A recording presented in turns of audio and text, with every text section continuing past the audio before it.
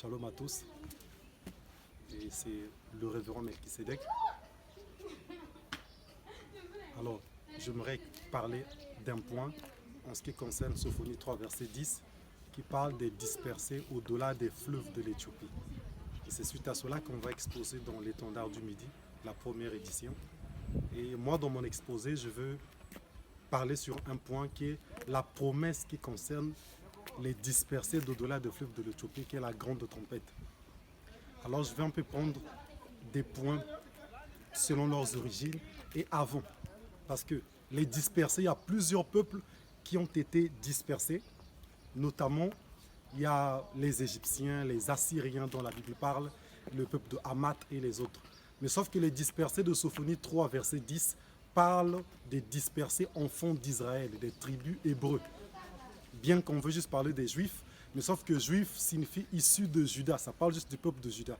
Mais sauf que Sophonie 3, verset 10 parle des dispersés des 12 tribus hébreux qui devaient être dispersés d'au-delà des fleuves de l'Éthiopie.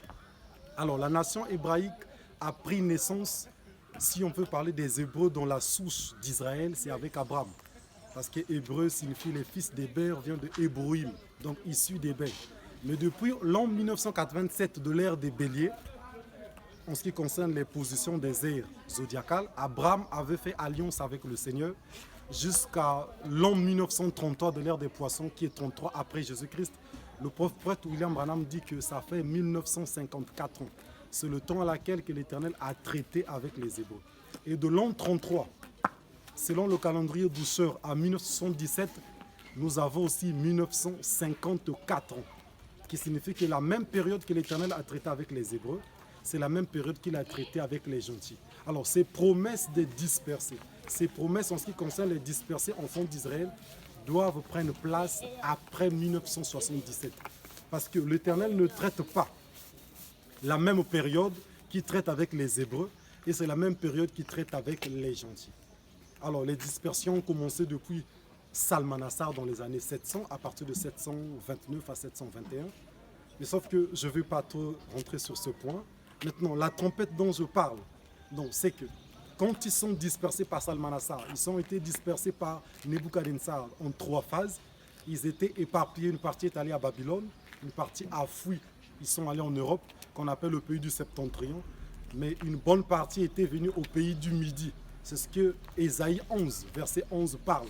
Le pays de Patros, qui est le sud de l'Égypte, où à laquelle ces dispersés ont demeuré. Il y a aussi au-delà des fleuves de l'Éthiopie.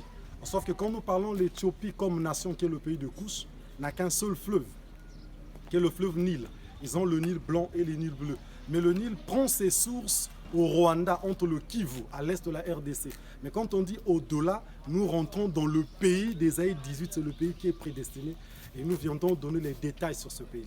Car c'est dans ce pays-là que William Branham dit que la grande trompette est sonnée, la trompette d'Ésaïe 18, 1 à 3, et la trompette d'Ésaïe 27, 12 à 13. Et c'est cette trompette que les prophètes hébreux sonnent.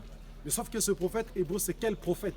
On va donner les détails parce que dans le 7e psaume, William Branham dit que l'écriture de Matthieu 24 dont Jésus parlait, qu'il enverra ses anges avec la trompette retentissante, il dit que c'est Élie et Moïse. Mais comment est-ce qu'on vient parler du 5e Élie alors que nous savons, beaucoup ne distinguent pas s'ils sont au temps des gentils, s'ils sont au temps des Hébreux. On va prouver les 2300 soirées matin, donc Gabriel donne à Daniel. Ça commence en quelle période? Les 1290 jours, les 1335 jours. Mais si on prend les temps prophétiques, donc Gabriel dit que depuis l'arrêt du sacrifice perpétuel et le temps du péché dévastateur, il y aura 1290 jours. L'Éternel abandonne le peuple hébreu en l'an 33. L'an 33 n'était que la crucifixion, parce que Branham dit que dans la 70e semaine de paragraphe 100, il dit que depuis le 3 avril de l'an 30, qu'est-ce qui s'est passé? Le peuple hébreu a abandonné le message de Jésus, qui signifie que le Seigneur leur avait déjà quittés. Mais il a pris 40 ans pour les détruire et les disperser. Ce qui fait que de l'an 30 plus 40 ans, ça donne l'an 70, Titus est venu détruire le temple, le sacrifice fut arrêté. Et on donne le péché dévastateur vient à partir de 687, quand le calife Omar vient construire la mosquée d'Omar au lieu même où était le lieu très saint. Et c'est là que nous avons les 2 bornes que Gabriel donne à Daniel depuis l'an 538, à laquelle l'arrêt du sacrifice perpétuel et le péché dévastateur, il devait se passer 1290 jours. Et les jours ici ne sont pas les jours de 24 heures, pas du tout, mais ce sont les jours prophétiques par an. Et si on fait de 687 à 1290 ans, ça nous donne 1977, qui est le retour de la dispensation des Hébreux. L'évangile retourne chez les Hébreux. Mais comme chez les Hébreux, il avait donné 40 ans de temps d'intermédiaire pour que les Hébreux amènent l'évangile chez les gentils. Paul, en l'an 53, a amené l'évangile chez les gentils. L'eunuque éthiopien a amené l'évangile en Afrique. Il a évangélisé l'Afrique, qui était toujours la terre des gentils. De même aussi, après 77, qu'est-ce qui doit se passer? La même loi que Branham enseigne doit se faire. Il doit avoir 40 ans d'intermédiaire pour que l'évangile retourne aux Hébreux.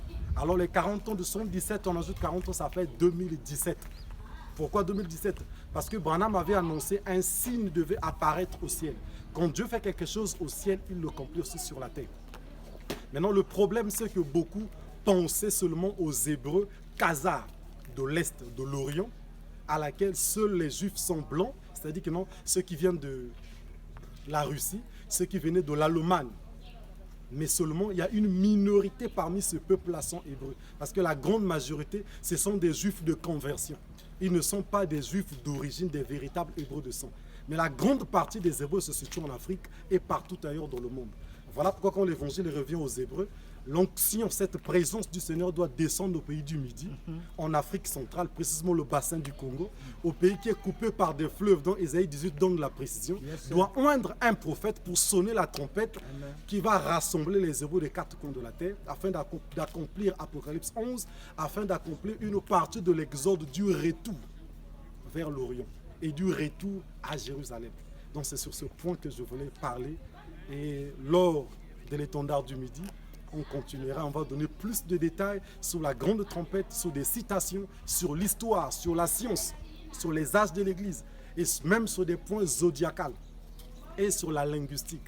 Parce que d'où viennent les noms que nous avons dans notre pays? Prenons par exemple Congo et Cameroun, parce que Congo vient de l'hébreu Bait Kongola, qui signifie la maison du chef, ou la maison du roi, ou la maison de l'alliance. Parce qu'Israël actuel parle le yiddish, il ne parle pas le paléo-hébreu qui est l'hébreu ancien. Et d'où vient le nom tel que Cameroun, qui vient de Nkam et Roun.